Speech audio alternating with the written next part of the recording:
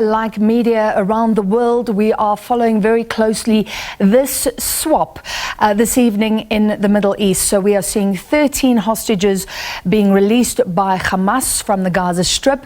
Both sides reportedly, according to Al Jazeera that spoke to Hamas sources and Israeli media, both sides have confirmed that those 13 Israelis have been handed over to the Red Cross. They will be handed over to the Egyptians and then taken to a base in Israel. This is the Rafah border crossing where we understand it's all happening, where outside of our view that release is being done and then the transfer to the Israeli side, and then the agreement states that within approximately 2 hours thereafter, Palestinians being held in Israeli prisons will be released, 39 today. So that will be the swap today. This is a 4-day pause in fighting, and ultimately the idea is that 50 Israeli hostages will be released over the 4 days, and 150 female and younger teen Palestinian prisoners will be released, those being held in Israeli prisons. Let's bring RIS-Recon's director, Dr. Kingsley Makhubela, back. Dr. Makhubela, we were talking earlier about the fact that this pause, you said that's the correct official term being used, is holding. But historically, it's been very difficult for both sides to contain those elements who don't want any sort of ceasefire, any sort of stopping of the guns. What do you expect over the next 4 days? Francis, traditionally, each time there's been a ceasefire agreed between Israel and Hamas, it has held. Both sides have honored the ceasefire. In most instances, it has been negotiated by Egypt. So you would expect this 4 days also to be honored. I don't see any of the parties to the conflict violating the agreement. They would stick to it because they are in a conflict situation. Once you're in a conflict, your word must be your honor. And once you make a commitment, you have to stick to it. And I don't see Hamas or Israel reneging on this. You recall that Prime Minister Netanyahu has gone to the war cabinet to get permission in terms of this. It delayed, because this agreement was hammered sometimes last week by the 4 intelligence officers of Israel, the United States, Egypt, and Qatar. And the only stumbling block has been the approval by the war cabinet, and the war cabinet is giving its endorsement. So you'd expect this to hold.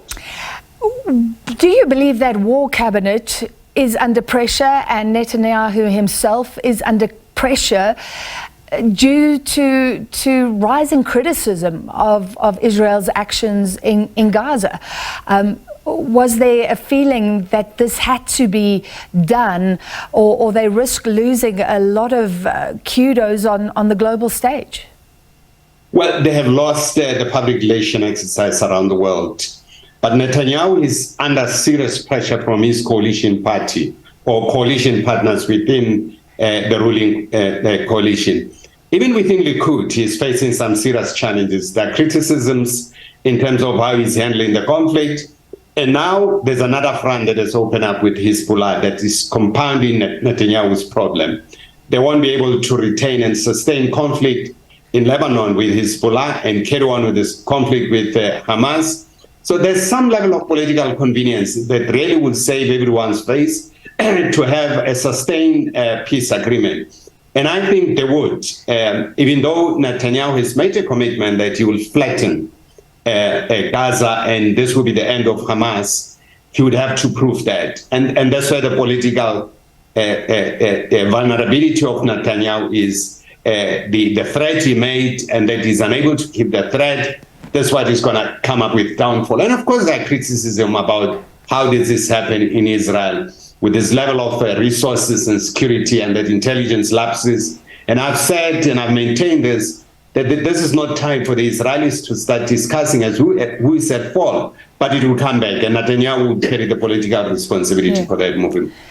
final question. Apparently there is a clause here whereby if Hamas releases more prisoners, 10 per day, then the pause lasts another day. So we could see it going beyond 4 days.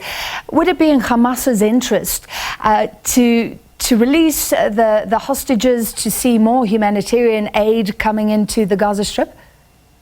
Well, there's been a carrot thrown to say if Hamas releases, I think, 9 people every day, and there's an expectation that there are about more than 200 hostages there will be some prolonged pause, as the Israelis would like to call it. But I don't think Hamas is buying into that, because they want to project some level of strength, because if they do that, it's tantamount to capitulation. They are unlikely to do that. And particularly with another front opening with Hezbollah, you would see some projection of belligerence going forward. But the question again is that what happened after this pause? All this humanitarian aid, I think Qatar is sending about 20 trucks carrying humanitarian aid. Egypt is doing the same. And you are likely to see more humanitarian aid moving in. Is Israel not going to attack those resources, particularly the fuel and the water that is being supplied around? Israel may turn around and attack the very same resources. So this is going to be a very delicate process to manage. Dr. Makhubela, I'm sorry to interject, but let's just bring up the sound here at the Rafah border crossing. You saw people running after a vehicle, and that could be the hostages that were released. A lot of activity right now. Let's listen in for a little while.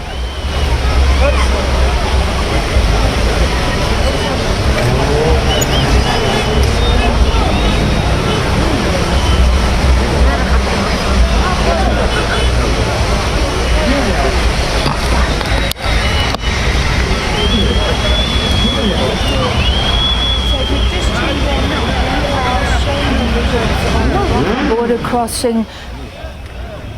If you've just tuned in, we've shown you a visual of the Rafah border crossing between Egypt and Gaza.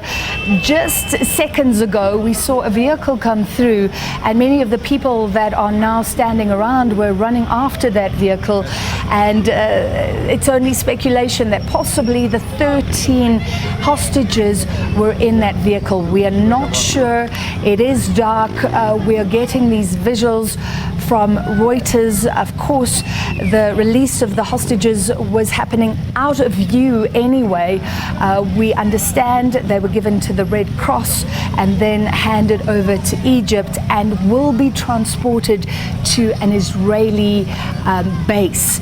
So perhaps that was the movement we saw. You can see a lot of activity at the Rafah border crossing. Let's wrap up with Dr. Makhubela while we look at this. Doctor, sorry for interjecting. We're keeping a close watch on these visuals, but you were discussing the possibility of an extension whereby Hamas releases more prisoners and we see a longer pause. Well, Hamas is going to expect more concession from Israel in order to keep on releasing these hostages. Remember, the only leverage for Hamas is the hostages. In the absence of these hostages, they have no other leverage to get humanitarian aid going in, even to get a relief from daily bombardment. So they are going to do it by all means to get more concessions that would really alleviate the pressure that they've been subjected to in the last month since the beginning of this conflict.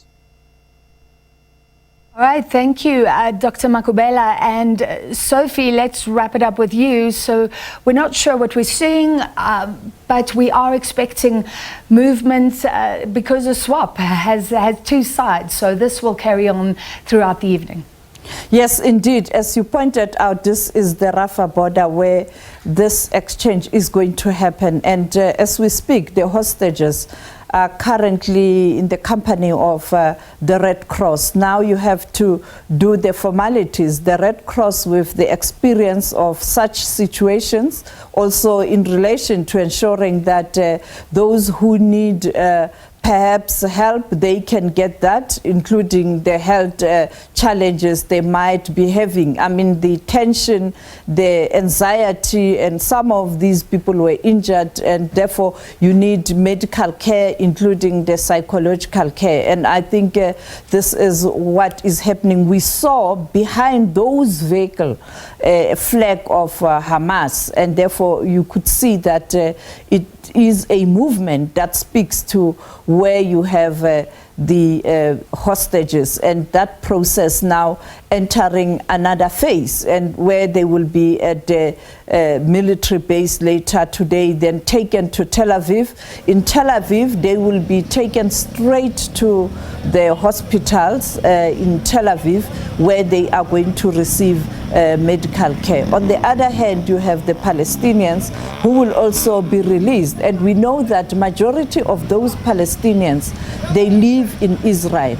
You know that you have many Palestinians who are living in Israel. Very few are from Gaza, and the others will go to Gaza. But I think the main challenge tonight, the families are looking forward to get more information in terms of when they can be able to see their loved ones, and that interaction that is going to be very, very, very crucial. All right, so this is the Rafah border crossing. As Sophie says, it's moving to another phase. We'll pick up again with these live visuals. If we are able to, when the hostages are moved to that Israeli military base, if that was the vehicle that we saw transporting them, that movement is underway, and then the wait is on for the Palestinian prisoners, women, Palestinians, teenagers who are being held in Israeli prisons to then be released in return within a 2-hour time frame. So that is the next step while these hostages are being cared for. Let's look at some local news in the interim. Thank you to Sophie Makhubela, our international editor, and Dr. Kingsley Makhubela from Risk Recon. In fact, let's take a break and then we'll pick up with some of your local stories, including Stage 6 this Black Friday.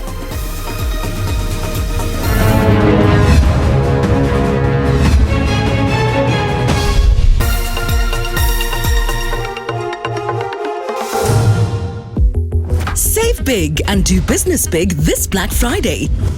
Get our unlimited fiber 40 by 20 megabyte speed line plus unlimited voice calls and access to the Yep Business app, which includes a wide range of digital marketing tools for only 800 Rand per month over 12 months. The first 1,000 customers who sign up also receive a free 600 Rand Take-A-Lot voucher. Save big this Black Friday with Telkom Business.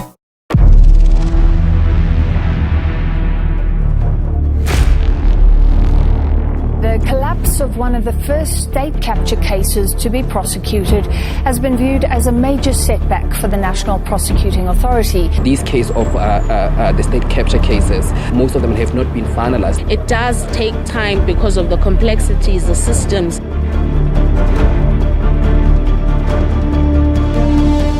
You might as well take the ESCOM chapter of the State Capture Commission and throw it in the bin. It's hate crime what is happening. If you do something in China and like you're corrupt or you are you're stealing or something, right? You go to jail. At all, they are not effective. I think they have to change the people at the top. I don't think we have the trust in these organizations that we should have. I mean, what is ordinary citizens supposed to think about this?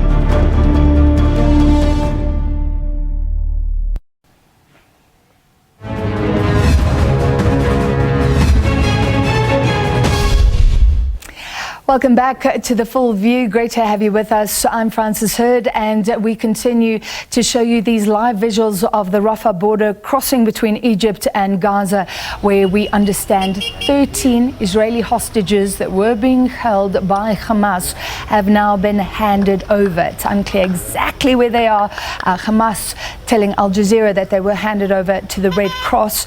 Then they will be handed over to an Egyptian delegation, and we will follow the movement as soon as there's any activity at the Israeli base where they are expected to be taken to before going to hospital.